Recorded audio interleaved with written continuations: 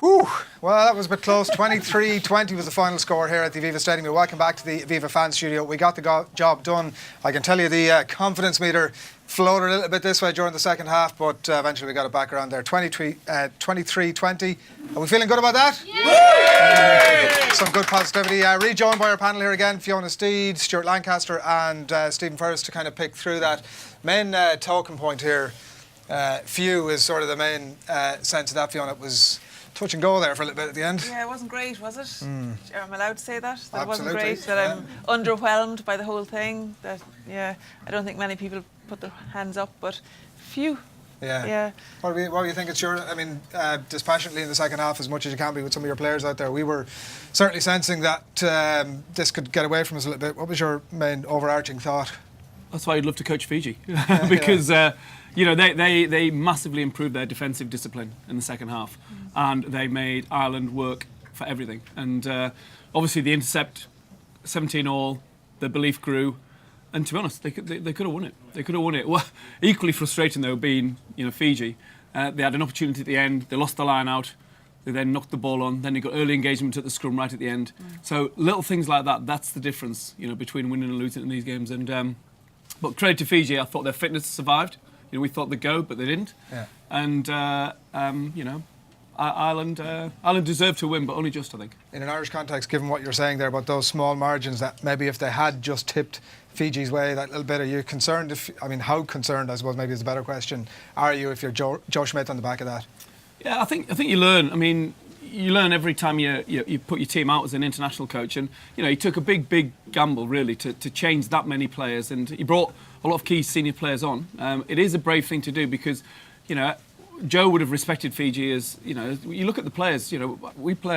Leinster play against 3 or 4 of those players, and they are seriously good players.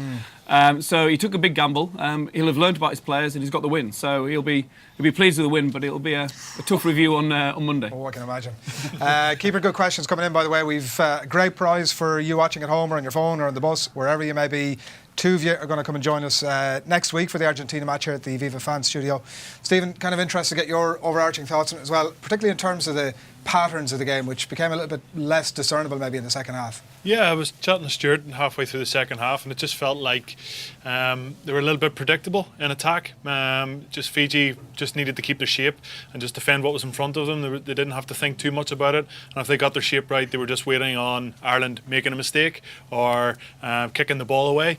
But I thought Ireland's game management in the second half, they didn't put enough pressure with their kicking game, putting it in behind the big wingers, Tomosi Nagusa, Nadolo. Those boys don't like turning around, come back and collecting kicks. They like to be on the front foot. Just too much rugby around the halfway in the 22, trying to get into the green zone. They're trying to hold on to the ball, maybe trying to get their multi-phase going and try and wear down the Fiji team. But as Stuart referred to, their engines held out, and their fitness was flabbergasted in the end, because usually they hold their hands up and the tries start coming. The last 3 games, the last 3 times Ireland have played Fiji, the average points that they've conceded is 35. So that's why I went with the scoreline prediction of over 40 points. Just to ignore that. Just to back my. Thanks for bringing it up. Who was closest actually? It was probably Stuart. No, I don't think any of us can claim credit now. 15, I think Stuart. Sucked as pundits. It's a draw between Fiona and Stuart. Yeah. I got half it right, eh? So. Just in terms of that point, Stephen, we'll get on to some of the positives in a minute, because there were some, you're saying that maybe they were trying to overplay it at times. Is there something they could have done slightly differently, maybe a little bit more off the boot and pick the corners? What could we have done maybe a bit differently? It's easy for us standing up here watching it, but I think you just got to give a bit more credit to Fiji. They did dig in, but it was all about the turning point just before half-time, where Fiji scored the try, brought it to 17-10, then the intercept straight after half-time, 17-all. The next thing Fiji are going, right, we're in this, where if it had been 17-3 getting into the second half, you're going, oh no, it's going to be another hard day at the office. Things they could have done in the second half was maybe just to put the ball in behind them a bit more and try and make Fiji make the mistakes. But as I say, it's easy stand up here and saying that. I think Fiji just deserve to get a performance like that out of them. I think they. You've got to think of ways in the game. Fiji held a good defensive width in the second half. All the things we've been talking about. So how do you narrow that defence up? And a driving maul or a couple of times, narrow them up and then play. I just felt that every time Ireland went to a set piece, they went through almost like a starter play every time. And so it was almost like, let's just go back to a bit of basic rugby here. Play field position, drive, get the hard yards, win the gain line, and then you'll find the opportunities to come. But there was a lot of multi-phase rugby in and around the 222s really, and Ireland never really got ascendancy and played in their 22. So the same question, is that sort of putting boot to ball a bit more often? Or using your starter play in a different way. Okay. So like I say, a driving maul, get a penalty, kick the corner, play pressure rugby. And, and you've got to narrow the defence up some. Or if they're holding good width defensively, then play through the line and push on the play and try and get an offload out. No, Fiji did well. I mean, there were some phenomenal tackles put in. And I thought defensively they were much, much better second half. Yeah, we should definitely give them credit. I don't want to be sort of bagging on Fiji. No, definitely. And I think people are too quick to say that when you play these types of sides. I've been in the position that Joe's in, and you play Samoa, Fiji, and these sides, and they're serious teams. There was over 600 caps in that Irish team when we played South Africa. There was under 200 when we played tonight. Does that kind of feed into it too a little bit in terms of that decision making that we're talking about? I think it does. I think the on-field leadership possibly wasn't there, or the game management certainly I think would have been totally different if you had a couple of other key players in. And somebody like Peter O'Mahony or no, Conor Murray, and maybe Conor at scrum half, and Johnny Sexton. The key I think at half pack you have to look at there's what's needed to drive the game and to know where you want to play. Okay, so I think that if Joe had put out last week's team, then we possibly would have had the scores that we have predicted. But because there's certain value into what he got today, but he won't have been happy at all. But it is a good learning experience for the younger players and for those with less caps and stuff, and that they've ground out a win. You just didn't expect to be grinding out a win against Fiji in a packed Aviva Stadium, So there's certainly merit to what's happened today, and luckily, but if it was 3 points the other way, it'd be a disaster, wouldn't it? Wouldn't it? Yeah. I think it would. So such small margins, and Joey Carberry going off. I hope he's okay. Injury-wise, and he had a mixed bag, like we said at half time. He didn't really push on for the 20 minutes or so in the second half, but neither did anybody else. Jack Conan, we discussed, we thought he was very good. He certainly tried to lead, and I think he's probably developing that leadership piece in Leinster as well. Cian Healy, when he came on, was a bundle of action and energy, which that shows his experience as well, and that he knew that had to happen, But outside of that, you couldn't really say, who stood up and who actually, staked their claim for, let's say, a 26 or a 28-man squad. If you're looking 2019 wise, you'd wonder which of them would go in. See how the media react to this. Wales at the minute aren't playing that well. Are you writing a piece? No. No. No. Okay. Sorry. No. Just clear. Yeah. No. Where was it? Got to me out. Yeah. It'd be interesting to see how the media react to this, because just using Wales as an example, they just about beat Georgia today, and would Georgia be beating that Fijian team? I'd say it's going to be pretty close, and I think from today's performance, it's not going to give the supporters who have turned out in their thousands here today a lot of confidence. But then people forget what happened 7 days ago when the Irish team absolutely smashed South Africa. Yeah. So I know teams can only be judged on their last performance. However, I think the media is going to jump all over this, because they haven't had anything to jump over in the last couple of months. But will they say it was the younger people, though? Will it say it was the inexperience and this is the reason? And if we had, it'll be interesting to see, because there's a bit of a love in with Joe, isn't there? Yeah. The media yet hasn't, even after he did almost as badly as Stuart at the World Cup. Just having to go But they didn't jump on him then either. I thought you did well. Just unlucky. This is after taking a bit of a turn. Yeah. Sorry. Will I go now? Stuart, talk to us a little bit, because I am and I will be interested to hear what Joe has to say after the game in terms of the performance and that. But there is a very ready and real sort of positive spin for him to put in that game in terms of the players that got experience today, in terms of that caps profile that suddenly goes up, and Fiona's talking about the experience of some of those other key decision makers, Sexton and Murray, but it takes them time to get to that point too. So I think that's something he can grasp onto in a pretty real way. Yeah, and it is. It's 100% real. To win a World Cup, you need, it's not a rule, but 650, 700 caps in your starting 15. You need experience, and I think, when I took the England job, I put 7 caps in for the first game with a total of 200 caps in the starting 15 for the Six Nations. It takes bravery as a coach to go in there with so many untried and untested players, and Joe did it with lots of untried and untested players and combinations as well. Now, I'm not excusing the second half performance, and he'll be disappointed, and rightly so. But it was a brave decision to make as many changes as he did against a side of this quality, in my opinion. And they've won, he's learned, they move on. Yeah, Argentina to come obviously next week, and as Stephen says, the highs and the lows over the last couple of weeks. Some good questions in here. One from Darren Boland on Twitter. Do the panel think Ireland lacked a real leader on the field? The decision to kick for the line when the penalty was in front of the post in the 50th minute could have cost them the game. I think we covered the lack of leadership, really. I can't remember back to that 15th minute, but... The 50th, it was... Oh, 50th, yeah. I think it was the one which you talked about the corner, why I didn't, possibly. Robbie Sargent on Twitter, do you think with the game so close versus these huge Fiji lads, we should bring on Glenn Whelan? Because he would sew up the midfield. Stuart's not going to be going... Who's this guy? Is he a player? No. From TJ Moran here on Facebook, is there anyone that started tonight that could be starting when the Six Nations starts? Conan. Jack Conan? Yeah, I think Cian Healy, again... who started? Reece, I thought Reece Ruddock, I thought you did well when he came on off the bench. It'd be interesting to see what they do next week, with Peter. With Peter and Reece and Jack as well. Jack Conan will push, I think. But there's quality players to come back in. You think the players that were missing, with Johnny O'Connor, Sean O'Brien, the list goes on of good players. It was interesting to see Tig come on and James Tracy. And I was a bit disappointed Luke McGrath didn't get more game time, but I understand why, because he was the last benchman available. We'll take off the Leinster hat now. Anyway. No. But it's fascinating, isn't it? These games, and you always learn. Yeah. All right. We have a couple of questions from our studio audience here as well. So they're not directly to do with the game, but we've one from Jill. Where are you, Jill? Jill. Hello. There you go. This is a question for Stephen. Did you have any traditions that you used to do before you'd play a match, and what was the atmosphere like before you'd walk out onto the pitch in the dressing room? Good question. For me personally, it was just always about having 2 pairs of socks, but one pair was always white.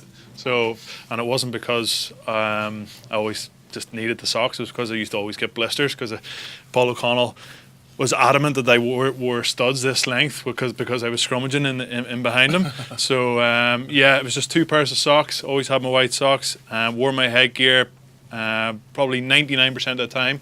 I always had to have that in the bag, but not too many. Unlike Donnacha O'Callaghan, who had 45 bits of tape at each different lengths, and he had 5 pairs of socks, and he was running around grabbing Rala and getting Rala, the old bagman, getting him to do everything.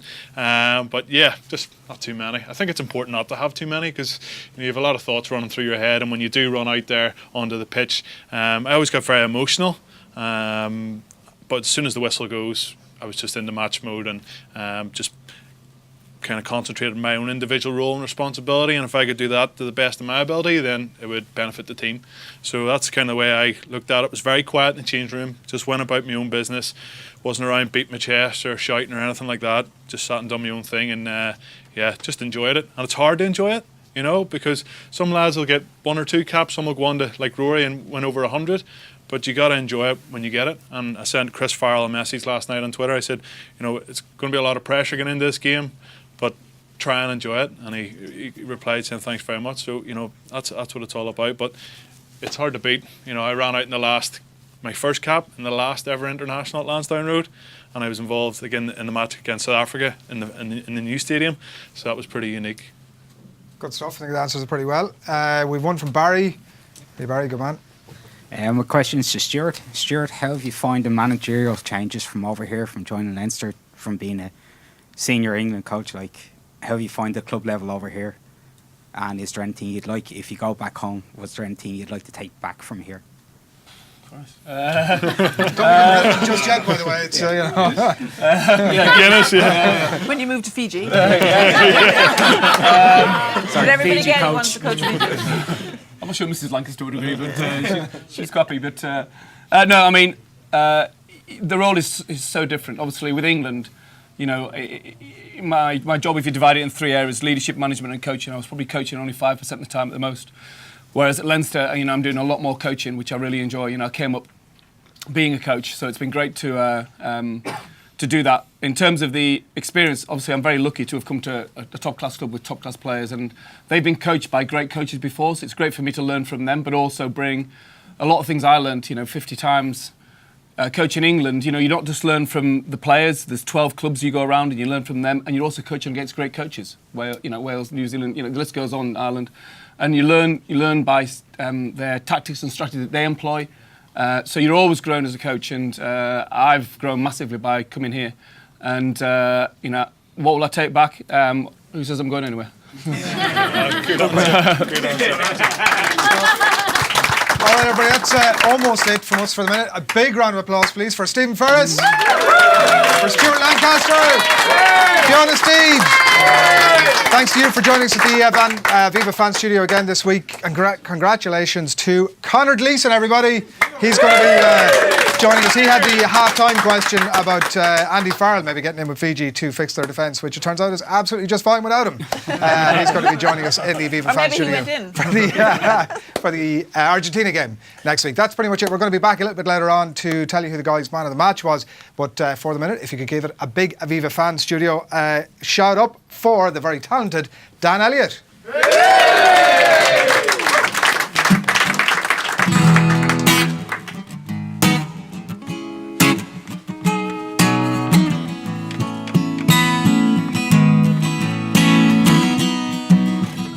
Gonna make a change for once in my life.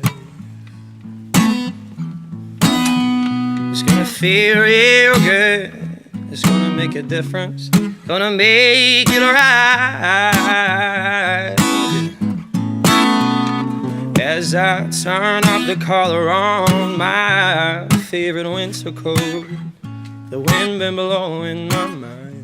And I see the kids in the street, not enough to eat. Who am I to be blind, pretending not to see their needs?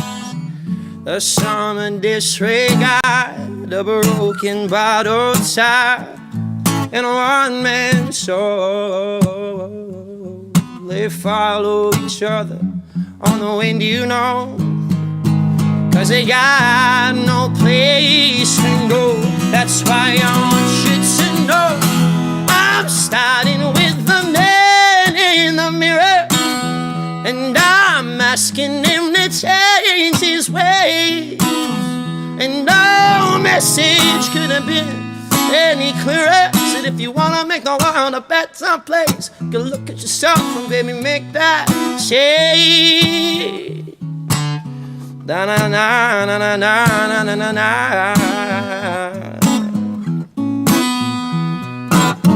I've been a victim of some selfish kind of love. It's time that I realized there are some unknown, not a nickel to lose. Could it be really me pretending that they're not alone? A willow deeply scarred, somebody's broken heart, and a washed out dream. They follow the pattern of the wind, you see, because they got no place to be. That's why I'm starting with me. Said I'm starting with the man in the mirror, and I'm asking him to change his way. And no message could have been any clearer. Said if you wanna make the world a better place, take a look at yourself and baby make that change. Da na na na na na na na. We feel real good, yeah, good, yeah.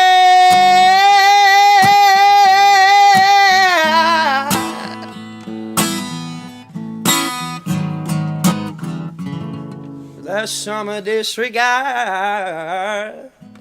somebody's broken heart, and a washed out dream. They follow each other on the windy sea, 'cause they got no place to be. That's why I'm starting with me. Said I'm starting with the man in the mirror, and I'm asking him to change his ways. No message gonna make any clearer.